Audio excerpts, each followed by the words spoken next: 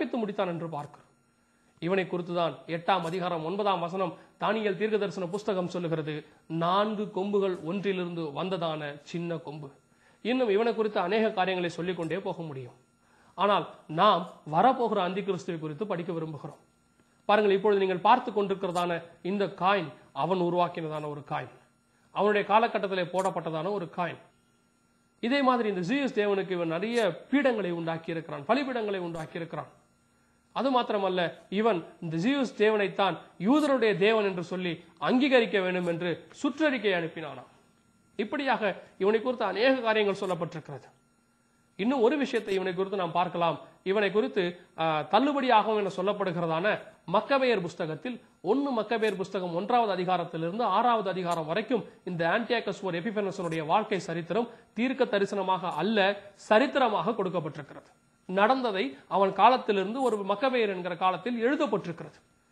இவன் எப்படி தீர்க்க தரிசனமாக முன்னறிவிக்கப்பட்டதோ அப்படியே அந்த எருசலேமுக்குள்ள நுழைந்து தீங்குகளை நடப்பித்தான் என்று பார்க்கிறோம். இந்த ஆன்டியோகஸ் எபிபனஸ் உலகம் முழுவதற்கும் ஒரே மொழி, ஒரே கலாச்சாரம், ஒரே கடவுள் இருக்க வேண்டும் என்று ஒரு உத்தரவை போட்டான் என்று 1ஆவது அதிகாரத்தில் 59ஆவது வசனத்தில் நாம் வாசிக்கிறோம். 1 மக்கபேயர் புஸ்தகத்தில் இதைத்தான் இப்பொழுது ஒன் வேர்ல்ட் ஆர்டர் என்று புதிதாக இப்பொழுது உருவாக்கி இருக்கிறார்கள். மீண்டுமாய் அந்தி கிறிஸ்து வருவதற்கு உலகம் ஆயத்தமாகி கொண்டிருக்கிறது என்பதற்கு இது மிகப்பெரிய ஒரு ஆதாரம். மீண்டுமாய் இந்த அந்தி கிறிஸ்து உலகத்திலே வரப்போகிறான். இந்த அந்தி கிறிஸ்து யார்? போன அந்தி கிறிஸ்துவின் பெயர் ஆன்டியோகஸ் எபிபனஸ் என்று பார்த்தோம். இப்பொழுது மீண்டுமாய் இவனையத்தான் இந்த பூமியிலே வரப்போகிறான்.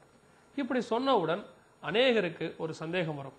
எபிரேயர் புஸ்தகத்தில் வாசிக்கிறோம், ஒரே தரம் மரிப்பதும் பின்னர் நியாய தீர்ப்படைவதும் மனுஷருக்கு நியமிக்கப்பட்டிருக்கிறபடியே.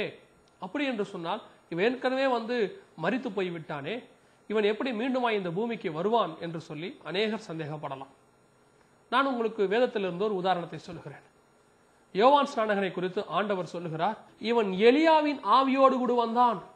இவன் எப்படி எலியாவின் ஆவியோடு கூட யோவான் ஸ்நானகன் இந்த பூமியிலே வந்தானோ, அதை போலவே இந்த ஆன்டியோகஸ் எபிபனஸ் என்கிற ஆவியோடு கூட இந்த அந்தி கிறிஸ்து வரப்போகிற அந்தி கிறிஸ்து வரப்போகிறான்.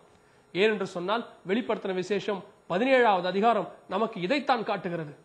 8, 9, 10 வசனங்களை வாசிக்கும் பொழுது இருந்ததும் இராததும் வரப்போகிறதும் ஆகிய மிருகமே. அப்படி என்று சொன்னால் இருந்தவன் இப்பொழுது இல்லை, கிபி 90 அவன் இல்லை, இனிமேல் வரப்போகிறவன் எப்பொழுது வருவான்? 1 யோவான் 2:18 சொல்லுகிறது, இவன் கடைசி காலத்திலே வருவான். இது கடைசி காலமாக இருக்கிறது என்பதற்கு ஆதாரங்களை நாங்கள் சொல்லிக் கொண்டிருக்கிறோம். அந்தி கிறிஸ்து வரப்போகிறான். சரி, இந்த ஆன்டியோகஸ் எபிபனஸ் என்பவனுடைய ஆவியோடு கூட ஒரு அந்தி கிறிஸ்து வரப்போகிறான். இவன் எங்கிருந்து வரப்போகிறான்?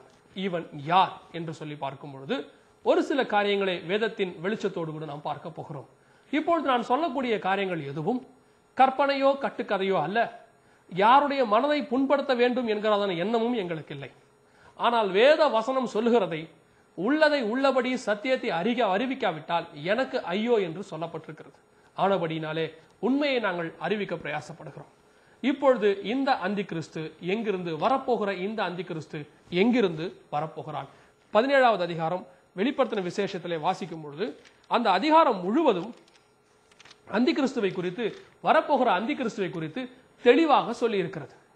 சிலர் எண்ணுகிறபடி வெளிப்படுத்தின விசேஷம்